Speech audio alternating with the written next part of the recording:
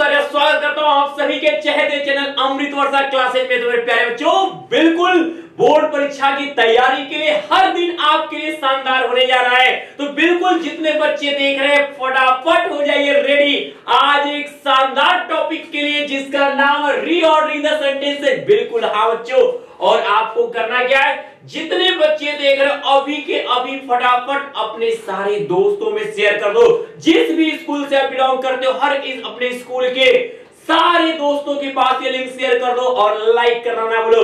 और जो भी विद्यार्थी भी नए हैं आज की क्लास में, सबसे पहले उनका काम होगा कि अभी चैनल को सब्सक्राइब नहीं किए सब्सक्राइब कर लीजिए और बेल आइकन प्रेस करना ना भूलिए। बिल्कुल हर दिन क्लास के साथ साथ आपका होमवर्क भी आपके साथ होगा, बोर्ड परीक्षा की प्रैक्टिस साथ साथ चलेगी। तो चलिए बच्चों, अब क्लास को हम शुरू करते हैं। तैयार हो ना? बिल्कुल तैयार हो, क्योंकि अब मैदान फतह करने वाली बात आ गई है बच्चा, है ना? चलो, तो सबसे पहले बच्चा हम रीऑर्डरिंग द सेंटेंसेस की अगर हम बात करते हैं मेरे प्यारे बच्चों, देखिएगा यहां पर जब होता क्या है, आपका एग्जाम में क्या करता है, किसी सेंटेंस के टुकड़े किया रहता है, ठीक है? वहां आपको सेंटेंस को एक ऑर्डर में करना होता है। अब ऑर्डर तो ऐसे ही कर नहीं लोगे, सेंटेंस को किसके आधार पे हम रीअरेंज करेंगे, बात यहां पे ये आती है। तो सेंटेंस के टाइप्स आप जानते हो, सेंटेंस के पार्ट्स जान लो कि आपको सबसे पहले कौन सा शब्द रखना है, उसके बाद कौन सा शब्द रखना है, उसके बाद कौन सा शब्द होगा। वन बाय वन हम इसको जानेंगे, ठीक है? तो जैसा कि आप देख सकते हो मेरे प्यारे बच्चे, आपका यहां पर पहला चीज आपको दिख रहा होगा रीऑर्डरिंग द सेंटेंसेस में सेंटेंस को पहले डिफाइन करने की बात आ रही है। सेंटेंस क्या है बच्चा? सेंटेंस कहता है कि अ ग्रुप ऑफ वर्ड्स नोट करना है, नोट्स पे आपको लिख जाना है बच्चा। जितना हम लिख के प्रैक्टिस करते हैं उतना माइंड में ज्यादा सेट होता है, क्योंकि अब आपको बारे ज्यादा से ज्यादा प्रैक्टिस की, ठीक है? तो अ group of words which makes complete sense is called a sentence, ठीक है? एक शब्दों का ऐसा समूह जो क्या करे बच्चा, एक सही अर्थ को प्रकट करे, एक सही अर्थ हमें दे, उसे ही सेंटेंस कहते हैं, ठीक है? अब अगर हम जैसे यहां पर एग्जांपल ले लेते हैं बच्चा, अगर हम यहां लिखते हैं कि गोज ही स्कूल टू, अब यहां हम देख रहे हैं बच्चा कि यहां हमारे सामने 1 2 3 4 4 वर्ड है। आप यहां पे कहोगे सर ये तो पेयर, ये क्या है, ग्रुप ऑफ वर्ड्स है, बट ये क्या है, कंप्लीट सेंस नहीं दे रहा है। अगर इसको ऐसे लिख दिया जाए कि ही गोज टू स्कूल, अब यहां पर भी बच्चा क्या है, 4 वर्ड्स का ग्रुप यहां पर भी है, लेकिन ये आपका सही अर्थ दे रहा है बच्चा, तो ये आपका सेंटेंस होगा और ये सेंटेंस नहीं होगा। समझ में आया? एग्जाम में ऐसे ही वर्ड्स को क्या करेगा, आपको अरेंज नहीं करके देगा, डिसऑर्डर में देगा, और आपको उसे क्या करना होगा, रीऑर्डर करना होगा, एक सही क्रम में आपको उसे लिखना होगा। डन है? इतना बात तो आप समझ गए कि अच्छा एग्जाम में ऐसे भी आता है क्या? हाँ, ऐसे भी आता है एग्जाम में, ठीक है? ये आपका हर एक नंबर हम आपका कंप्लीट करा रहे हैं बच्चा, एक भी नंबर अधूरा छोड़ने वाले नहीं हैं, इतना याद रखिएगा। अब कहता है अगर आपने लिया क्या है, ठीक है, a sentence is a group of words makes a complete sense. अब जैसे में लिखा Ram is going to school, she drinks water, Ram is going to school, she drinks water, he goes to school. ये आपके तीनों क्या है, सेंटेंस है, और ये सेंटेंस आपका नहीं है क्योंकि वो रीऑर्डर में नहीं है, ठीक है बच्चा? अब चलो आगे आते हैं नेक्स्ट पे। अब जब हम रीऑर्डर करने जाते हैं तो हम किस क्रम में किस वर्ड को पहले लगाएंगे। तो सेंटेंस के क्या होते हैं बच्चा, सेंटेंस के 2 भाग होते हैं, ठीक है? सेंटेंस के कितने पार्ट होते हैं, 2 पार्ट। पहले पार्ट का नाम है सब्जेक्ट और दूसरी पार्ट का नाम है प्रेडिकेट। आप कहोगे सर सब्जेक्ट क्या होता है? Who do the all works in a sentence is called subject। किसी भी सेंटेंस में पूरे काम को जो करने वाला पर्सन होता है, जो ठीक है, वही उस सेंटेंस का सब्जेक्ट होता है। ओके, अब प्रेडिकेट क्या होता है? सब्जेक्ट के बारे में जितने वर्ड सब्जेक्ट के बारे में बताने की कोशिश करते हैं, वो सारे वर्ड आपके क्या होते हैं? प्रेडिकेट कहलाते हैं। ठीक ना? A group of words which talks about the sentence about the subject is called predicate। वो सारे शब्दों के समूह जो प्रेडिकेट को बताने की कोशिश करते हैं, उसे हम सब्जेक्ट को बताने की कोशिश करते हैं। ठीक है, शब्दों का वह समूह बच्चा जो क्या करता है, आपको सब्जेक्ट के बारे में बताता है, वो प्रेडिकेट कहलाता है। आपका सब्जेक्ट के बाद आपका helping verb, main verb, object और उसके जितने वर्ड बचे हैं जो सब्जेक्ट को मॉडिफाई कर रहे होते हैं, वो आपके प्रेडिकेट में आते हैं। डन है? चलो, अब यहां पे आता है कि पहले सब्जेक्ट की बात हमने कहा। सब्जेक्ट कौन है? सेंटेंस का वो भाग जिसके बारे में क्या कुछ कहा जाता है, वो सब्जेक्ट होता है। जैसे मोहन रीड्स अ बुक। अब आप बताओ, अब इसमें बच्चा कौन सा सब्जेक्ट है? बिल्कुल ये आपकी कमेंट में तुरंत बहुत तेजी से आना चाहिए, सर ये सब्जेक्ट है। तो आप देख सकते हो यहां पर हमने लिख भी दिया है आपको कि इस वाक्य में क्या है? मोहन सब्जेक्ट है। ठीक है, अब सब्जेक्ट को कैसे खोजा जा सकता है? अगर आपको कभी भी आपको बच्चा सब्जेक्ट नहीं क्लियर हो रहा है, सबसे पहले आप उसमें ये खोजो कि इसमें काम कौन सा हुआ है। तो ही रीड्स द बुक, इसमें क्या हुआ है? रीड यानी पढ़ने का काम हुआ है। ठीक है, क्या हुआ है? पढ़ने का काम हुआ है। अब हमें पता करना है कि इसमें सब्जेक्ट कौन है। तो आप क्या करिए, इस रीड के पहले हु लगा लीजिए, यानी कौन से प्रश्न करिए। रीड्स पढ़ता है, तो कौन पढ़ता है? तो आप कहोगे मोहन पढ़ता है। तो मोहन हमारा क्या? यही मोहन सब्जेक्ट हो गया बच्चा। ये जो मोहन है यही सब्जेक्ट है। अब मोहन के बारे में बताने के लिए कौन कौन आए हैं? रीड्स आया और अ बुक। तो ये रीड्स और ये बुक जो है क्या कहलाएंगे? प्रेडिकेट, विधेय कहलाएंगे। ये प्रेडिकेट यानी विधेय कहलाएंगे। ठीक है, मोहन सब्जेक्ट है। अब मोहन क्या करता है? मोहन को बताने के लिए रीड्स आया है, आया है, बुक आया है, तो ये प्रेडिकेट है। तो सब सेंटेंस के दो पार्ट होते हैं, कौन कौन से बच्चा? पहला सब्जेक्ट होता है और दूसरा प्रेडिकेट होता है। बिल्कुल। और हाँ, अभी भी कह रहे हैं जितने बच्चे अभी अपने दोस्तों में शेयर नहीं किए हैं, लिंक को अपने सारे दोस्तों में शेयर कर दे, लिंक को अपने स्टेटस पे अपडेट कर दे।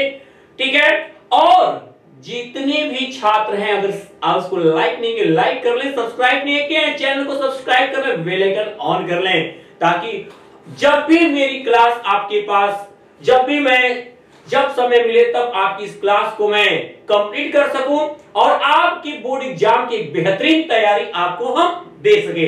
बिल्कुल जिस तरह आप ऑफलाइन में लगातार आप डंका बजा रहे हो, लगातार अच्छे परफॉर्मेंस आपको करने के लिए पूरी तरह से हर चीजें आपको प्रोवाइड की जा रही हैं, आपके ऑनलाइन क्लास में हम आपके उन कुछ और भी मजेदार टॉपिक्स लेकर आ रहे हैं, जहां पर आप बोर्ड एग्जाम में आपको लगे यार इंग्लिश इतना आसान भी होता है क्या?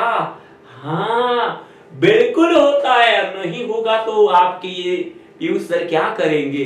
बिल्कुल आपको सिखाएंगे। ठीक है, चलो अब है आपका प्रेडिकेट के बारे में कि प्रेडिकेट क्या बच्चा? सब्जेक्ट को छोड़कर सेंटेंस का जितना भाग होता है वो प्रेडिकेट होता है। ठीक है, अब जैसे हम आपको लिखें, एक चीज देखना, प्रेडिकेट समझना। अब हम यहां लिख दिए कि चाइल्ड इज वीपिंग, बच्चा रो रहा है। हमने लिखा कि चाइल्ड इज वीपिंग, बच्चा रो रहा है। आपको हु इज वीपिंग, कौन रो रहा है? चाइल्ड, ये सब्जेक्ट हो गया। और ये पूरा प्रेडिकेट हो गया। चलो ठीक है, अब यहां पर हमने लिख दिया a child, who is weeping, कौन रो रहा है।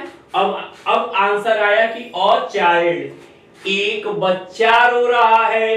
अब अरे बाप रे, ये तो सब्जेक्ट में दो लोग हो गए। तो जब सब्जेक्ट में दो लोग होंगे तो आप सबसे पहले हेड वर्ड को खोजेंगे। किसको खोजेंगे? हेड वर्ड, जो मेन शब्द होगा। तो हमारा हेड वर्ड क्या है? चाइल्ड है। ठीक है, जो दूसरा शब्द बचेगा उसे क्वालिफायर कहेंगे। दूसरा शब्द क्या होगा बच्चा? क्वालिफायर। अगर हेड वर्ड के बाद जो एक सिंगल शब्द बचेगा वो क्वालिफायर में आएगा। अब ठीक है, अब अगर यहीं पर इस चीज को लिख दिया जाए, ये तो प्रेडिकेट है ही, अब यहीं पर लिख दिया जाए कि a good child is weeping. ठीक है, a good child is weeping. फिर आप कहोगे हु इज वीपिंग, कौन रो रहा है। अब आंसर आएगा अ गुड चाइल्ड, यानी कौन रो रहा है? अ गुड चाइल्ड रो रहा है। इस बार चाइल्ड नहीं और चाइल्ड नहीं, अ गुड चाइल्ड रो रहा है। अब इस सब्जेक्ट यही है, कौन के जवाब में जितना वर्ड आएगा पूरा का पूरा सब्जेक्ट आएगा। कौन का आंसर, हेल्पिंग वर्ब के पहले कौन लगा लीजिए और उससे जो आंसर आपको प्राप्त हो वही सब्जेक्ट होता है। अब सब्जेक्ट में हेड वर्ड को निकाल लीजिए, मुख्य शब्द को निकाल लीजिए। चाइल्ड हमारा निकल गया, बचा क्या? A good. अब जो बचेगा वो क्वालिफायर होगा। अब यहां पर क्वालिफायर में दो शब्द हैं। अब ये क्वालिफायर दो भाग में टूट जाएगा बच्चा। पहला कहलाएगा डिटरमिनर, पहला क्या होगा? डिटरमिनर। और दूसरा आपका एडजेक्टिव होगा, यानी वो इस नाउन के बारे में विशेषता बता रहा होगा, उसका गुण दोष बता रहा होगा, रंग रूप आकार बता रहा होगा, यानी उसको मॉडिफाई कर रहा होगा। तो जब हेड वर्ड को निकालने के बाद दो शब्द बचेगा, तो आपको मालूम, पहले हमने सिखाया कि हेड वर्ड को छोड़ के जितना शब्द बचे क्वालिफायर। अब क्वालिफायर में दो शब्द थे, अब उस दो शब्दों में पहला जो शब्द होगा वो डिटरमिनर कहलाएगा, दूसरा शब्द एडजेक्टिव कहलाएगा। ठीक, यहां तक कंफर्म। मींस जब सजाना है, जब आपको आएगा रीअरेंज करने के लिए, पहले हेड वर्ड खोजिएगा, देखिएगा हेड वर्ड को बताने वाला शब्द कौन है, वो उसके पहले लिखिएगा और अंदर उसके पहले लिखिएगा। फिर अभी सब्जेक्ट को क्लियर कर रहे हैं, अभी हम प्रेडिकेट को भी क्लियर करेंगे। ठीक है, इतना नोट हो गया। अब अगर मान लो अगर ये सब्जेक्ट इस तरीके से लिखा हो आपका कि a good child in the corner, a good child in the corner is weeping. कौन रो रहा है? हु इज वीपिंग, कौन रो रहा है। अब कहोगे a good child in the corner, कोने में वाला लड़का रो रहा है, कोने में वाला अच्छा लड़का रो रहा है। अब सब्जेक्ट इतना बड़ा हो गया, बाप रे, सर जी कह रहे थे एक सब्जेक्ट, यहाँ तो इतना सारा सब्जेक्ट आ गया। अंतर आएगा ना बच्चा, तो आपको ज्यादा परेशान होने की एकदम जरूरत नहीं बच्चा। करना क्या है, हेड वर्ड निकाल दो। हेड वर्ड हमारा क्या है? चाइल्ड। हेड वर्ड हमारा चाइल्ड। बचा क्या? जितना बचेगा पूरा का पूरा क्वालिफायर पहले होगा। हेड वर्ड को छोड़ के जितना बचेगा क्वालिफायर। ये प्रेडिकेट अलग भाग है, बस हम अभी सब्जेक्ट में चल रहे हैं। ठीक है, तो हेड वर्ड निकल गया। हेड वर्ड मुख्य शब्द कौन है? चाइल्ड। बचा क्या? अ बचा, गुड बचा, इन द कॉर्नर। अब क्या हो गया? पूरा क्वालिफायर होगा। जब क्वालिफायर में दो शब्द थे तो पहले वाले को आपने डिटरमिनर कहा, दूसरे वाले को एडजेक्टिव का। अब बचा तो पहला वाला, आज भी आपका इस क्वालिफायर में इतने शब्द हैं, पहला डिटरमिनर कहा जाएगा, यानी और डिटरमिनर है। गुड को, गुड आपका एडजेक्टिव। जो बचा हुआ ये पूरा शब्द है, ये एडजेक्टिव फ्रेज कहा जाएगा। क्या कहलाएगा? Adjective phrase. एडजेक्टिव फ्रेज क्या होता है?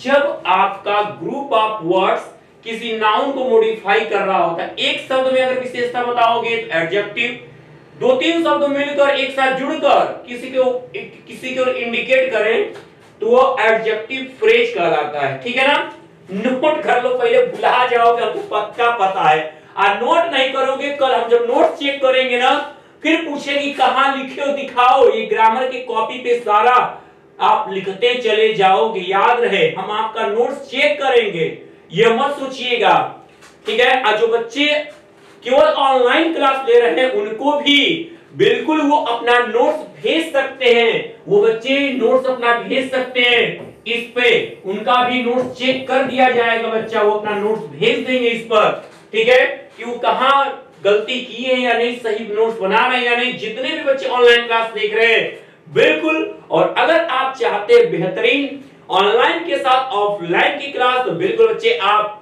विजिट कर सकते हैं Amrit Varsha classes Pandeypur, Sudhakar degree college के जस्ट बगल वाली गली में। मेरे प्यारे बच्चों बिल्कुल आपको स्वागत है आप सभी का, ठीक है।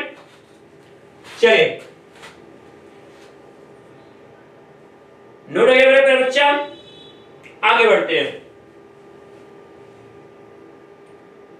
अगला ये देख सकते हो पूरी चीजों को जो हम बता रहे पूरा यहाँ पर हमने इसका डायग्राम बना रखा है कि सब्जेक्ट के पार्ट्स क्या होते हैं। पहला क्वालिफायर बटेगा, फिर हेडवर्ड। क्वालिफायर किसमें बटेगा? डिटरमिनर में, एडजेक्टिव में और एडजेक्टिव फ्रेज में, जो हमने आपको अभी एग्जांपल लास्ट में बताया, ठीक है बच्चा। नोट करते रहिए, नोट करते रहिए, ठीक है, हो गया। अगर तेजी से नोट ना करवाए स्क्रीनशॉट रख लीजिए, फिर बाद में बैठकर आराम से क्लास के बाद बैठ के लिख जाइए, ठीक है। चलो अब आते हैं बच्चा आपके, ठीक है बच्चा ध्यान देना प्रेडिकेट के बारे में। अगर हम प्रेडिकेट की बात कर लें,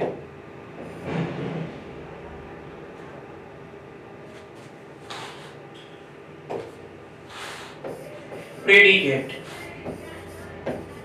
प्रेडिकेट में क्या क्या चीजें होती हैं? पहला आपका हेल्पिंग वर्ब, हेल्पिंग वर्ब के बाद आपका बच्चा कॉम्प्लीमेंट हो सकता है। अब कॉम्प्लीमेंट क्या होगा? कॉम्प्लीमेंट पूरक, जैसे हमने लिखा कि राम ये सब्जेक्ट है, इज राम है, यहीं से हेल्पिंग वर्ब है, यहां से राम है, राम है क्या?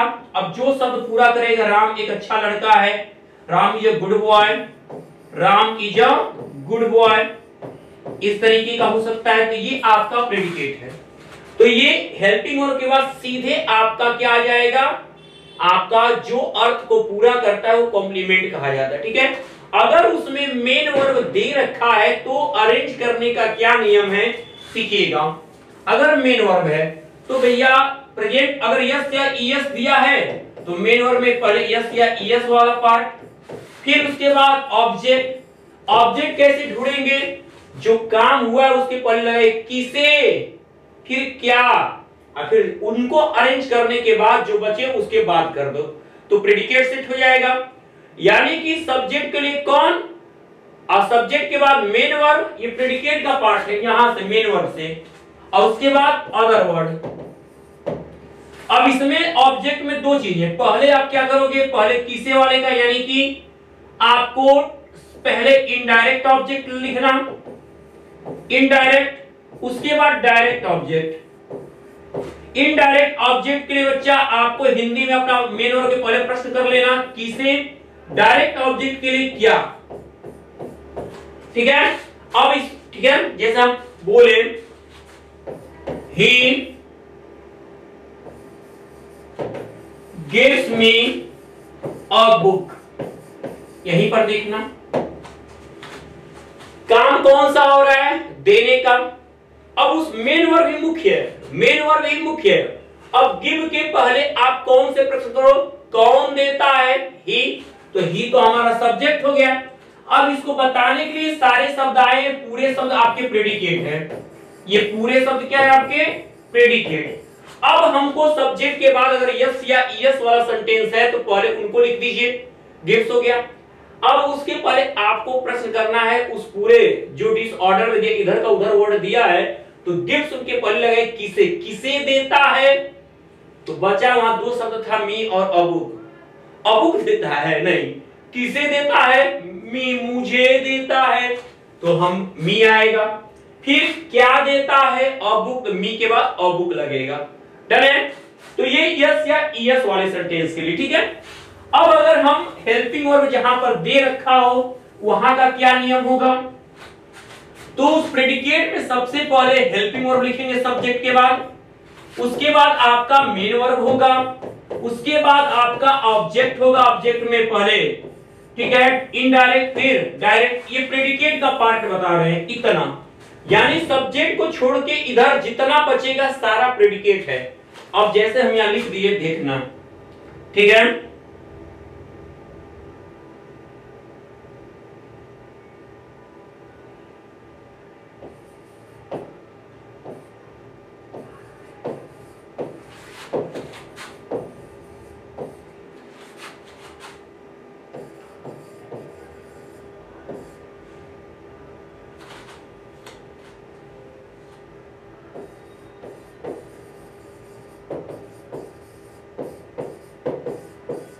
अब इसको अरेंज करना है बच्चा, तो सबसे पहले आपको इसमें खोजना है कि इसमें काम कौन सा हो रहा है। पहले मेन वर्ब खोजना है। कभी भी रीऑर्डर करने के लिए आपको पहले क्या जरूरत है बच्चा, आपको जरूरत है सबसे पहले एक्शन कौन सा हुआ है, काम कौन सा हुआ है। अरे कोई काम है, माय सिस्टर कोई काम है, होम कोई काम है, वीपिंग रोना, हम रो रहे हैं, तो वीपिंग तो रोना।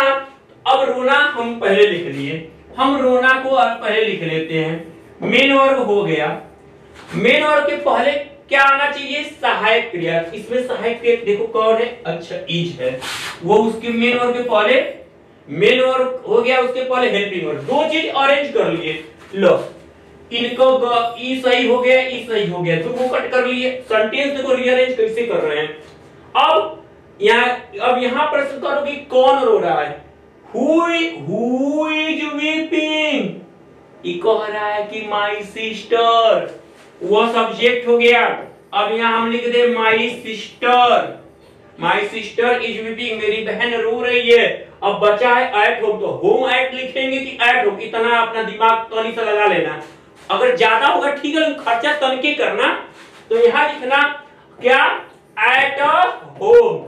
अब ऑप्शन में मिलाना कि कौन से चारों ऑप्शन में कौन सा हमारे जैसा मिल रहा है, बढ़िया वाला सही और निकल रहा है, सेंटेंस डन होगा। नंबर पूरा ले जाओ, ठीक है। चलो डन है बच्चा, बिल्कुल। तो ये रहा आपका आज का इस सुपर क्लास मेरे प्यारे बच्चों। उम्मीद करते हैं कि आज की क्लास आपको बहुत बेहतरीन लगी होगी। और जैसा कि मेरे प्यारे बच्चों आपको हमने कहा कि हर दिन एक नया टॉपिक और बहुत शानदार तरीके से, और अभी आपको ये सारा हम भेज भी देंगे, आपको रीअरेंज करने के लिए रीऑर्डर भेजा जाएगा और ये आपको करके आना होगा। तो उम्मीद करते हैं जितने बच्चे देख रहे हैं अपने सारे दोस्तों को शेयर कर दिया होगा, लिंक को अपने स्टेटस में अपडेट कर दिया होगा, और हाँ पूरी क्लास देखकर होमवर्क को भी करेंगे। और जो लोग लाइक नहीं किए लाइक कर दें, और सब्सक्राइब नहीं किए चैनल को सब्सक्राइब कर लें अमृत वर्षा क्लासेज को। तो मैं पीयूष आर्या लेता हूं अपने प्यारे प्यारे होनहार बच्चों से विदा। Good night and good luck.